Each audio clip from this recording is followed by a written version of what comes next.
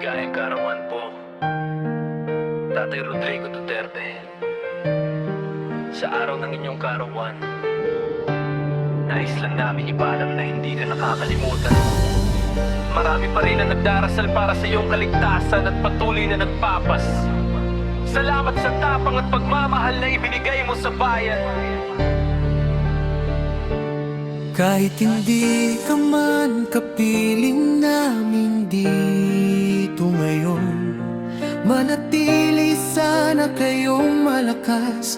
Nandito lang kami umaasa, nananalig at patuloy na nagpapasalamat. Maligayang kaarawan, tatay, mahal po kayo ng marami.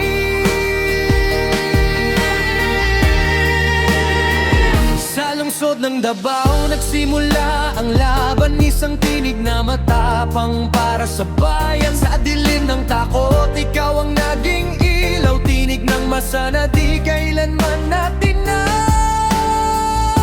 Ngayon man ika'y malayo sa aming paningin, ang alaala mo'y buhay sa bawat damdamin. Kung saan ka man dalhin ng unos ng panahon, ang pagmamahal namin ay di maglalaho.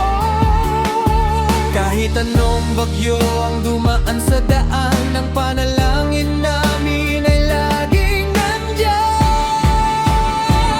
Maligayang kaarawan, tatay ng bayan, ang puso namin ay laging nakabantay. Kung ikaw man ay ilayo ng tadhana sandali, hindi mawawala ang aming dating. Sa bawat dasal, sa bawat awit, hinihintay ka namin na muling magbalik. Maraming gabi na ang tahimik ay sumisigaw, hinahanap ang tinig mong matapang at tunay. Pero sa puso ng milyong Pilipino, ang iyong kwento'y patuloy na nabubuo.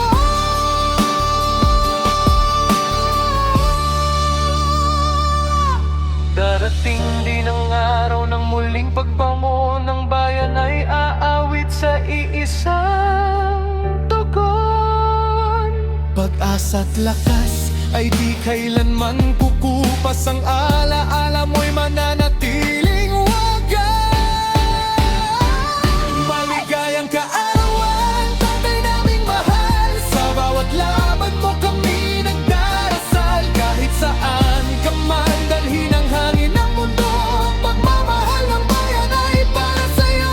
Tatay, pakinggan mo ang aming tinig, hinihintay ka namin hanggang sa iyong pagbabalik. Sa bawat kandila ng iyong kaarawan, may dalang dasal ang buong sambayanan.